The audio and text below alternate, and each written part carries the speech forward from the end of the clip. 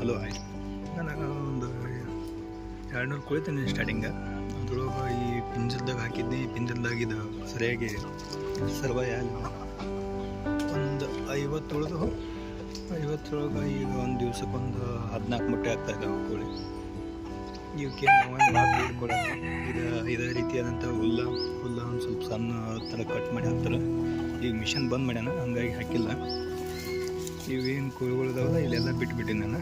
ನನ್ನ ಇದ್ರೊಳಗೆ ತಿರುಗಾಡಕ್ಕೆ ಕೆಲವೊಂದು ಅಷ್ಟೇ ಬಿಟ್ಟನು. ಯಾಕಂದ್ರೆ ಕೆಲವೊಂದು ಏನು ಮಾಡ್ತಾವೆ ಮತ್ತೊಬ್ಬರು ಹೊಲ್ದಾಗ ಹೋಗಿದ್ದು ದಾನ್ಲಿ ಮಾಡ್ತಾವಲ್ಲ, ಹಾಗಾಗಿ ನಾನು ಸ್ವಲ್ಪ ಸೆಡ್ ಒಳಗೆ ಹಾಕಿ ಇದನ್ನು ಮಾಡೀನಿ.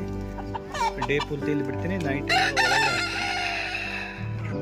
ಐತಿ ಒಂದು ದಿನಕ್ಕೊಂದು 14-10 ರೂಪಾಯಿಗೆ ಒಂದು 140-150 ರೂಪಾಯಿ ಆಗುತ್ತೆ ಪರ್ ಡೇ. ಆಮ್ಯಾಗ ಇದು ಮೆಕ್ಕೆಜೋಳದ ಬೇಸನ್ ಇದಲ್ಲ ಅದಕ್ಕೆ ಹಾಕ್ತೀನಿ ನಾನು. ಅಲ್ಲೆಲ್ಲ ಚೆನ್ನಾಗಿದಾವೆ ಈ ಕೋಳಿಗಳು. ಹೊರಗಡೆ ಪಿಂಜಲ್ದಾಗ ಸಾಕೋದಕ್ಕಿಂತ ಹೊರಗಡೆ ಬಿಟ್ಟು ಮೇಯಿಸೋದು ಈಗ ನೋಡಿವೆಲ್ಲ ಯಾವ ರೀತಿ ಆಡ್ತಾವೆ ನೋಡಿ. ಈಗ ಅವೆಲ್ಲ ಮೊಟ್ಟೆ ಇಡಬೇಕಾದ್ರೆ ಮೀಟಿಂಗ್ ಮಾಡ್ಬೇಕಂತಂದ್ರೆ ಹೊರಗಡೆ 2 ಹುಂಜ ಬಿಟ್ಟಿದ್ನಿಂದ ಮೊದಲು ಮುಂಚೆ ಕೋಳಿ ಅಷ್ಟೇ ಬರ್ತಿದ್ದು.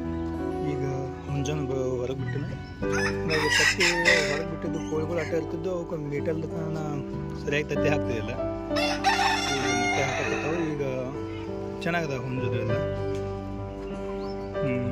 ಅದ ನೆಕ್ಸ್ಟ್ ಪ್ಲ್ಯಾನ್ ಅದ ನಂದು, ಅಲ್ಲೇ ಮನೆಯಿಂದ ಮಾಡ್ಬೇಕಂತೇಳಿ.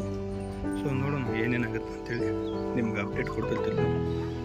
ಈ ಹೊರಗದಿಂದ ಕೋಳಿ ಆ್ಯಕ್ಟಿವ್ ಆಕ್ಕವು. ಈ ರೀತಿ ಕೆರೋದ್ರಿಂದ ಏನಾಕತಿ ಕೋಳಿ ಕುಕ್ಕ ಅದು ಎಲ್ಲ ಸರಿಯಾಗಿ ವರ್ಕ್ ಆಕ್ಕದ. ಈಗ ನೋಡ್ಬೋದು ನೀವು ಕೋಳಿಗಳು ಎಷ್ಟು ಆ್ಯಕ್ಟಿವ್ ಅದಾವೆ ಇವು ಹೊರಗಡೆ ಬಿಡೋದ್ರಿಂದ. ನಾನು ಇಷ್ಟರೊಳಗೆ ಹಾಕಿನಿ ಈಗ, ಯಾಕಂದ್ರೆ ಮತ್ತೊಬ್ಬಂತಲ್ಲಿ ಹೋಗಿ ಎಲ್ಲ ದಾನ್ಲಿ ಮಾಡ್ತಾವೆ. ಆಮೇಲೆ ಈ ಗೂಡ 2 ಫ್ಲೋರ್ ಮಾಡಿದ್ದು ನಾನು. ಇದು ಕೆಳಗಿನಂತವ್ರ, ಆಮೇಲೆ ಇನ್ನು ಮೇಲ್ಗಡೆ ಒಂದು ಲಾಕ್ ಮಾಡಿದ್ನಲ್ಲ ಇದೊಂದು. ಮೇಲ್ಗಡೆ ಮಾಡೋದು ಅಷ್ಟೊಂದು ಉತ್ತಮ ಅಂತೇನು ಅನ್ಸಂಗಿಲ್ಲ. ಕೆಳಗಡೆ ಮಾಡಿದ್ರೆ ಚೆನ್ನಾಗಿರ್ತದೆ. ಆಮ್ಯಾಗ ಕೆಳಗೆ ಅಷ್ಟೇ ಮಾಡ್ಬೇಕು. ಆಮೇಲೆ ಏನು ಮಾಡಿ ಇದನ್ನು ಕಟ್ ಮಾಡಿ ಮೇಲ್ಗಡೆ ತೆಗೆದು ಮ್ಯಾಗ ಪತ್ರ ಹಾಕೋಬೇಕಂತ ಮಾಡಿದ್ನ ಇದೀನಿ. ಇನ್ನು ಕೋಳಿಗಳು ಇನ್ನು ಹೆಚ್ಚು ಮಾಡಿದ್ನಂದ್ರೆ ಮರಿಗಳು ಇದ್ದಾಗ ಇಲ್ಲಿ ಹಾಕೋದು. ಆಮ್ಯಾಗ ದೊಡ್ಡದಾದ ತಕ್ಷಣ ಅದ್ರನ್ನ ಇದನ್ನ ಮಾಡ್ಬೇಕಂತೇಳಿ ಐತಿ. ಸೊ ನೋಡೋಣ ಏನಾಕತಿ ಅಂತೇಳಿ. ಆಮ್ಯಾಗ ಇನ್ನೂ ಐತಿ ನಂದು ಒಂದು 500 ಕೋಳಿ ಫಾರ್ಮ್ ಮಾಡ್ಬೇಕಂತೇಳಿ ಐತಿ. ಒಂದು ಮನೆ ಹಿಂದ್ಗಡೆ ಮಾಡ್ಬೇಕಂತ ಅನ್ನೋದದ. ಈಗೆಲ್ಲ ಗಿಡಗಳಿಗೆ ಇದೆಲ್ಲ ಸಮಸ್ಯೆ ಆಗತ್ತವೆ.